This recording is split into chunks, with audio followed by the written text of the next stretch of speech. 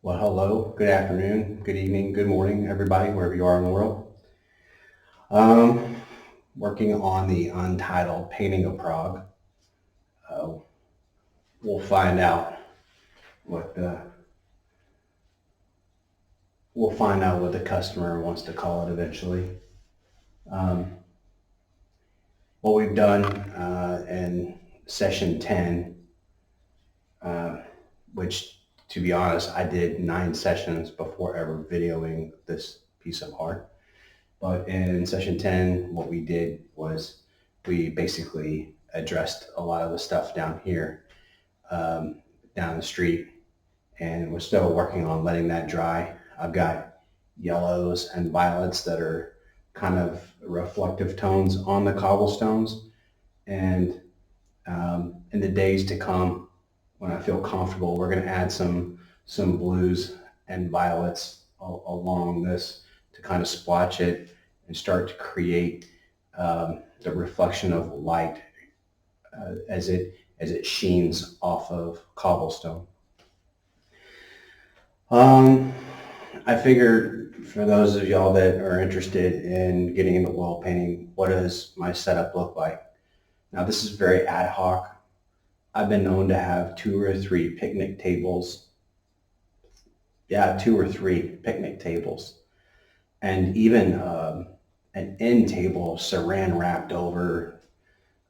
Maybe I'll demonstrate an example of that on another time. But in my setup here, I basically have kind of like one of these hobby trays, or you may have seen janitorial services or cleaning services, sanitation services, you know, those professional companies that have to tote a lot of stuff around.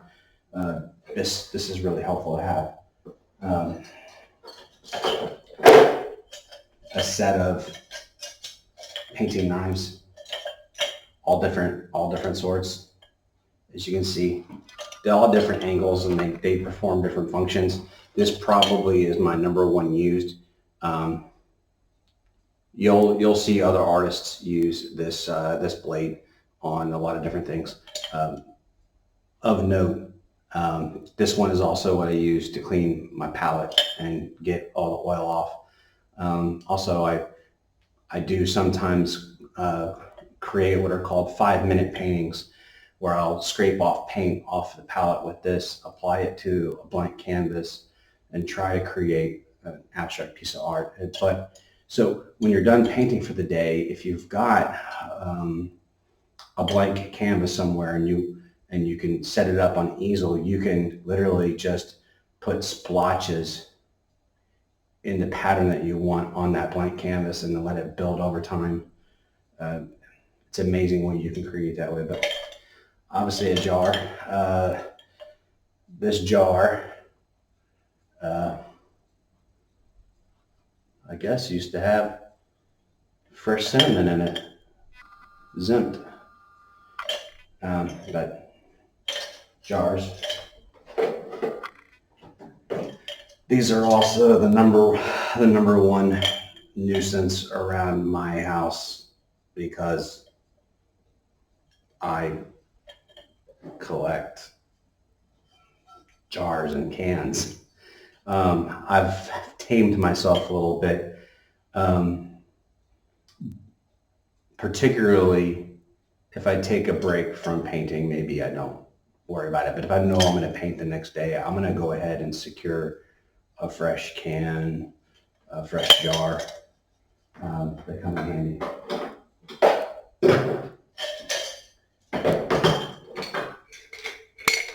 Big brushes. Um, this little guy right here, I found at a local shop in Mainz, and I like the fact that it has the bevel tip. We're gonna probably use this today. We're gonna primarily use this to address some clouds. We'll get to that. Here we've got other brushes, um, different materials, but more importantly, a jar, another jar. Yeah, these are some pretty good pickles. There's another set of pickles I like, and they're Spreelings. But these right here, when we first got to Germany, I thought they were pretty good. So yeah.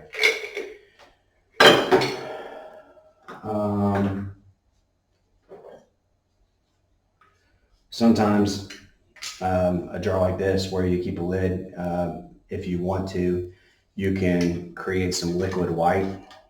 This one's probably since been cemented, but a jam jar. I like these short jam jars because I'm only putting a little bit of linseed oil, a little bit of thinner, and then the titanium white. And that's how I make my liquid white. What's liquid white used for? Primarily Prima Alta, where you're going to do wet on wet painting. It works really good for clouds, water, etc. But the point of this lid is that I can make my mixture, I can ventilate the area I'm in, I can apply that liquid white at the beginning of preparing the canvas for the landscape and the sky. And then when I'm done, as it's vented, and does include some very caustic stuff, and when you talk about turpentines and paint thinners and such, the lid is there to close it up, let the room vent, and I can keep it nearby. This one is probably since cemented.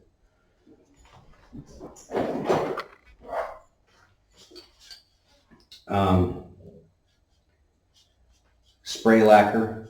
If I'm going to do a base coat in acrylic, I'll give an example. I did a landscape commission of a elevator for a mine shaft,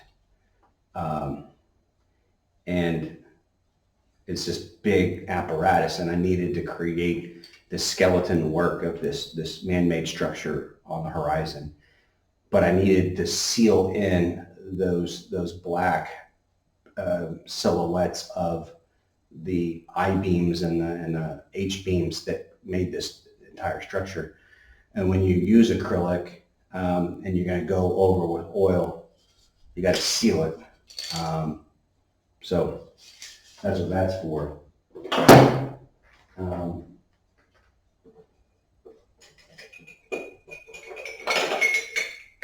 Some pencils, because sometimes you got to draw.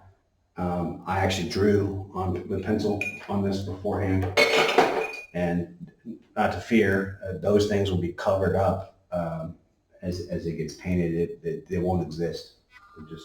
They'll be in the background.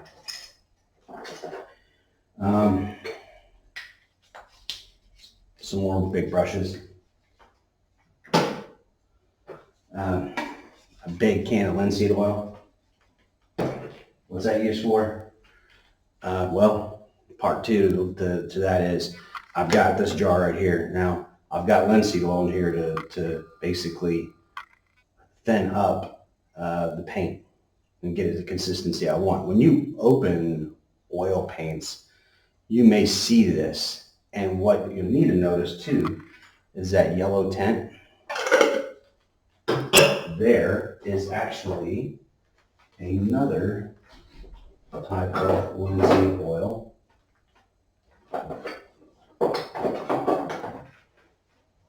If you notice in this one, it's a little less, it's clear to some degree. And then some medium. Basically, it's like a paint thinner. It is flammable. It is caustic.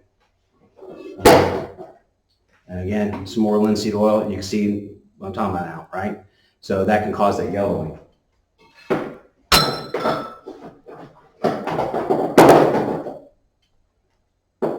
Let's be honest, we're having fun with the painting when you don't care about the yellowing. And then a whole assortment of brushes. Sable brush, big one right here.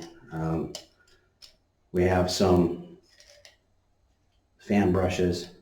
I want to show you something though. If you can come and take a look.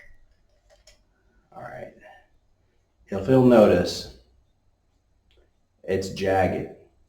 It's been snipped down with scissors. And what I've done with that is to create unequal lengths of strokes of paint. Bushes, foliage, basically foliage. And then we have some brushes like this that I can use for some blending. You can see the damage that the turpentine and brush cleaner does right here. It's still good, it still works. Just notice some brushes, if you put this in turpentine for too long, and depending on what's going on down here, if they use glues or adhesives, can really destroy the glues that are put it together. So when I have brushes that are new and I'm not going to use them, I keep the protective cover on them. And a little bit different than an older brush, but even some weird ones I can get at a home improvement store. This one has since dried out, but as you can imagine, I can get creative with a brush like this, and it's round in shape, so I can do some unique things with it. What else? This is a really important brush to have. These dagger brushes like this. These come in really handy, and you have to take care of them. And they're usually pretty expensive. But comparatively, I mean, it's not gonna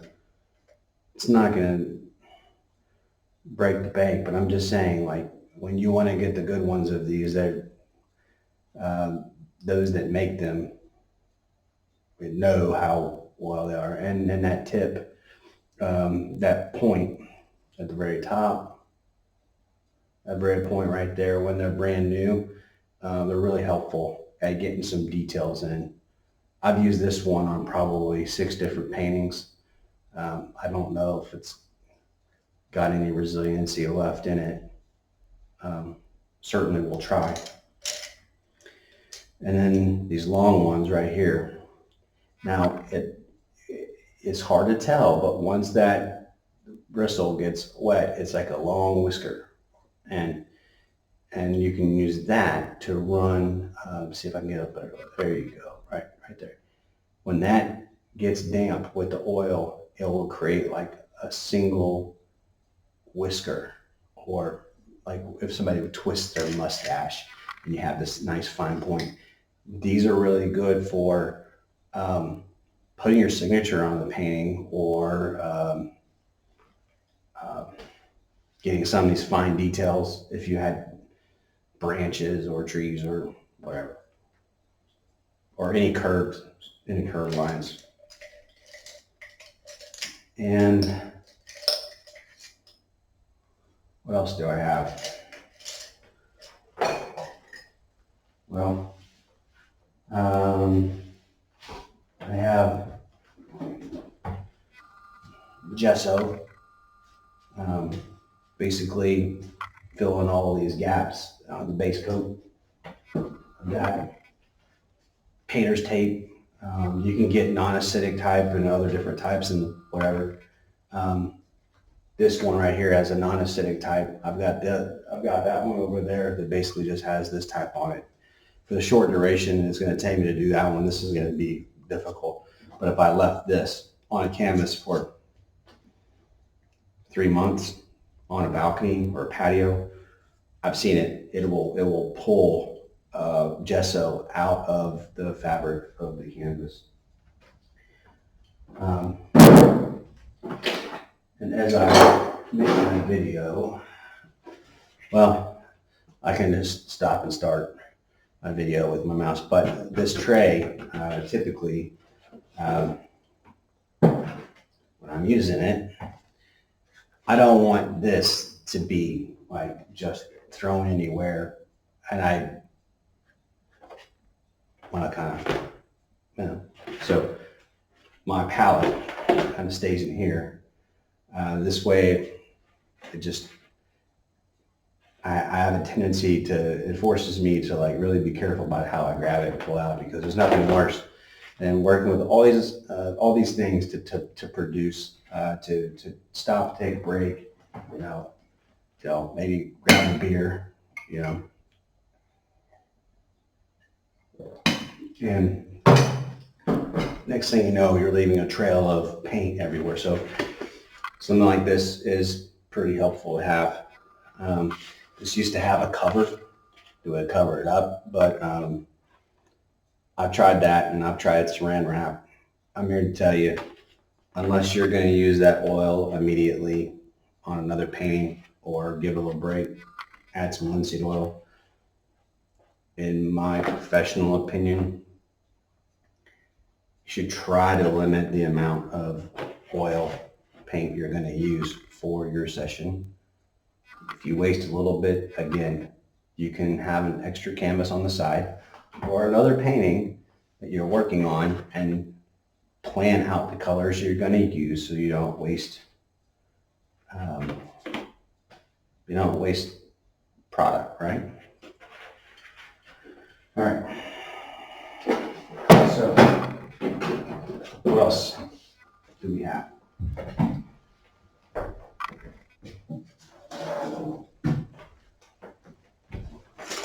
All right.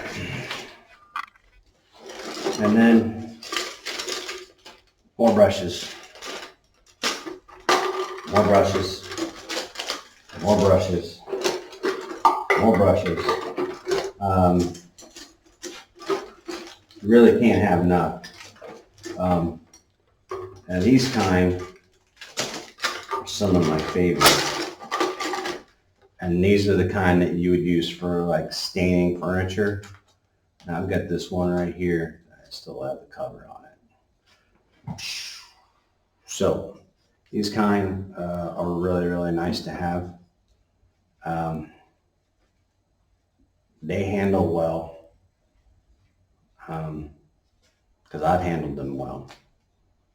But when you're in the lacquer aisle or the staining aisle at a home improvement store, having one that's an inch, inch and a half, 2-incher, and then maybe even a 3 or 4-incher for big canvases. They're good.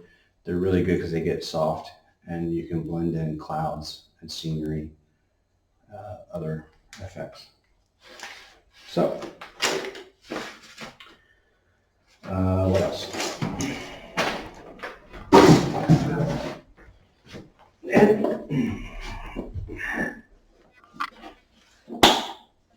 An art bin. And what I like about this one is I can group colors in one spot, and I can group other colors in another spot. This is helpful when you're trying to put where you want your blues to be, where you want your oranges and your different yellows, your different colors of earth tones, greens, and then just like, it's helpful.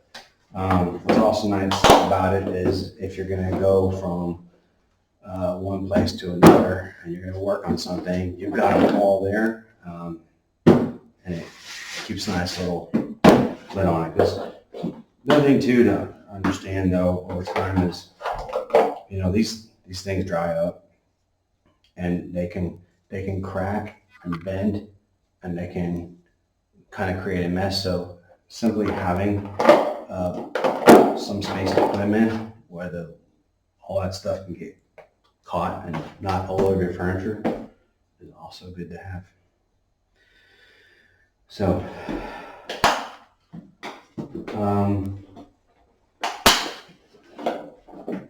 And then, yeah, probably nothing halves.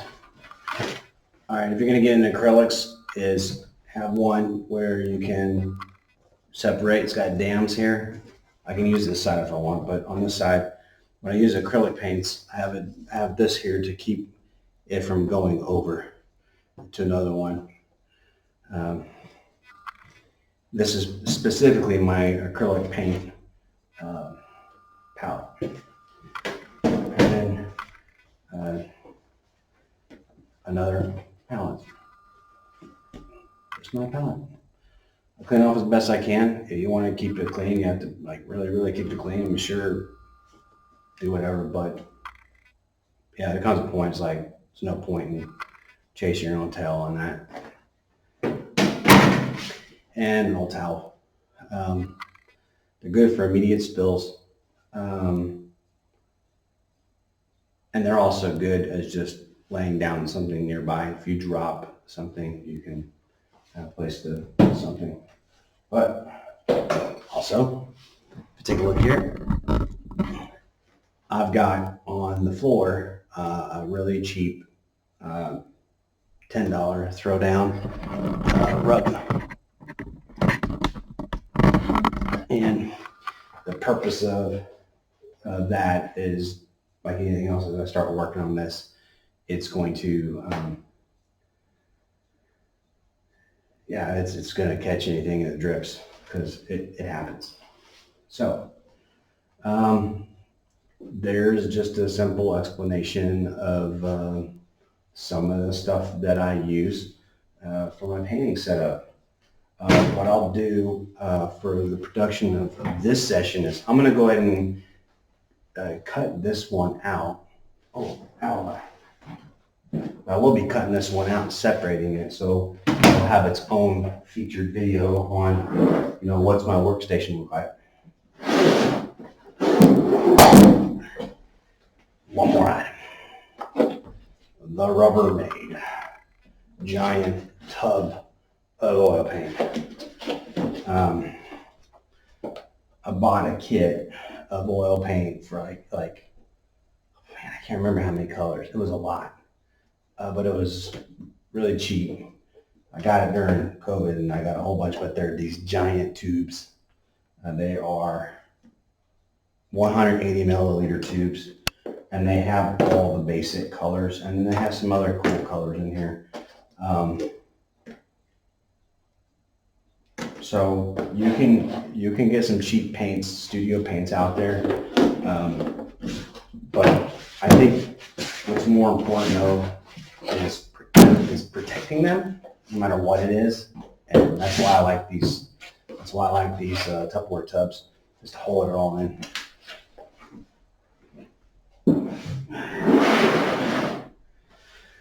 Okay, so we're going to go ahead and pause this, and then we'll get into some cloud work, which we're going to do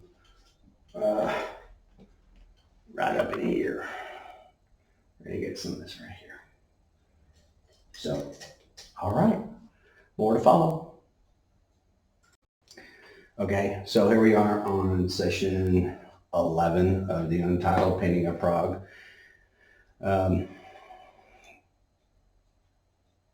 What I've done so far is prep my palette, and what I've got is titanium white that I took my little mixing knife and kind of thinned it out with some linseed oil.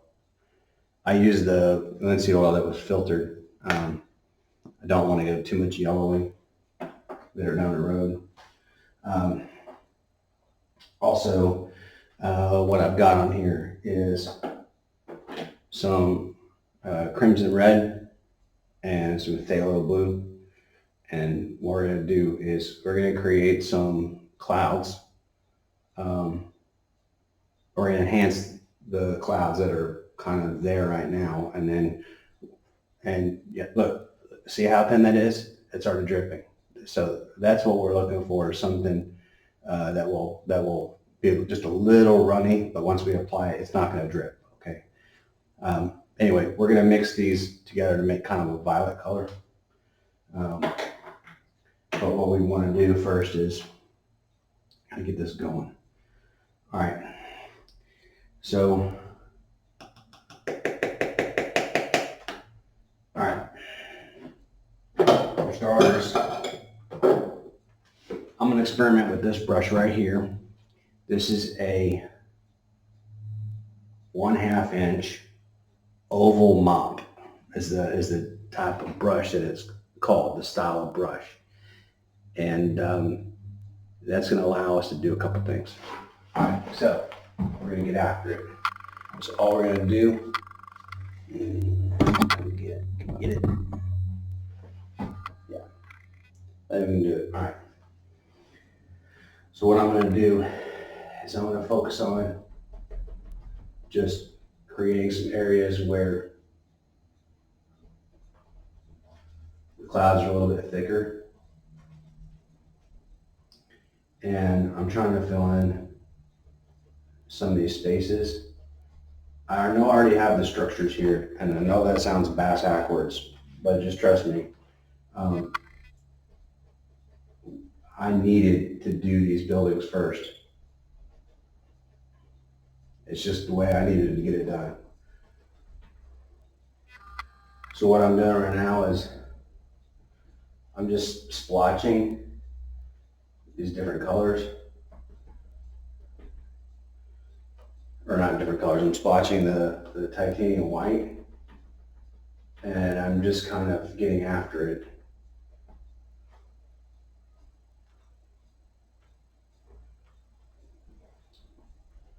It's more of a feel than anything else. And all I'm really doing is changing more of some of this is really wet and some of it's kind of tacky. And I'm also applying different amounts of pressure. So I can, here I'm not really applying too much pressure, I'm just change it up. There's no right or wrong in this. It's just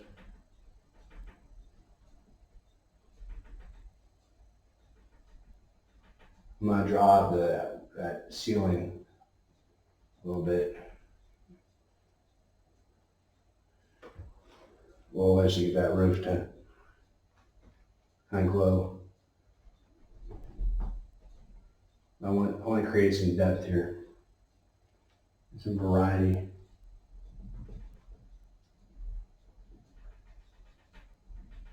Now, just as an example of what the difference is between these brushes, so this is this oval mop.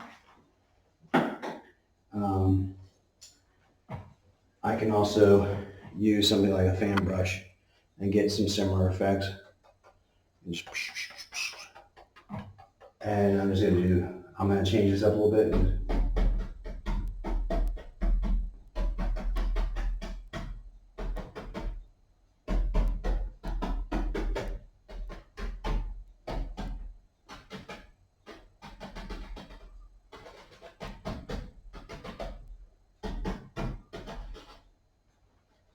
Okay, that kind of brightened it up a little bit.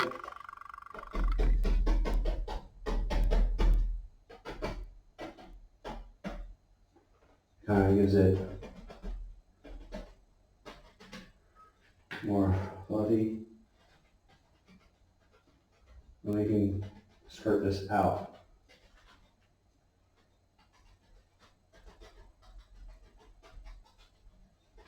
Just no real patterns. Okay, now time to mix these bad boys up. So what I'm gonna do here, okay, is I'm basically gonna take a little bit of this, put it right there. Take a little blue, get it right there. Okay, I'm gonna take just a tad bit of the crimson red, put it right in there. Look at that.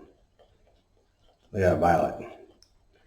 Now, I can also do, tone that down a little bit. We're going to tone it down just a little bit more. And then since I'm already here, what I'm going to do is I'm going to draw this out. I'm going to keep on going in circles. And I'm going to get different tones of violet. And the reason I'm doing that is because I'm going to pull from this palette in areas that are less violet than another. Violet, not violent. All right, so now, without further ado, I'm going to take some of this violet, and what I'm going to do is I'm going to darken up this side of the clouds. Because what I'm going to do is I'm going to have light coming from this way, so I need this side to be the shaded side of the clouds. And I can even put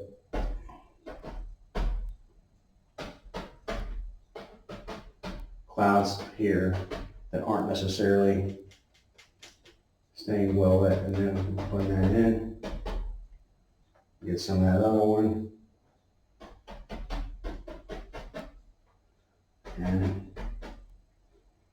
And these other faint sections right here, just lighting it up just a little bit. I just want to get in here,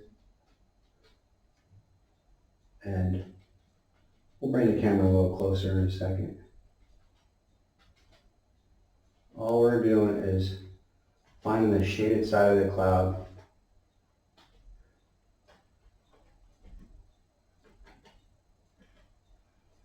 so that we can draw in the brighter side at some point in time.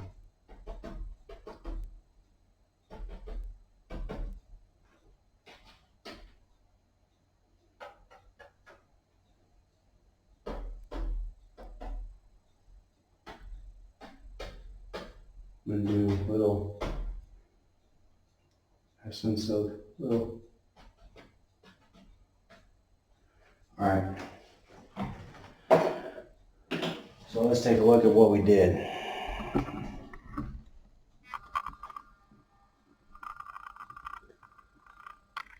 So eventually, these sides are going to be highlighted with some orangish and yellowish, while this area right here is staying in that violet color to kind of be the shade of the darker side of the cloud.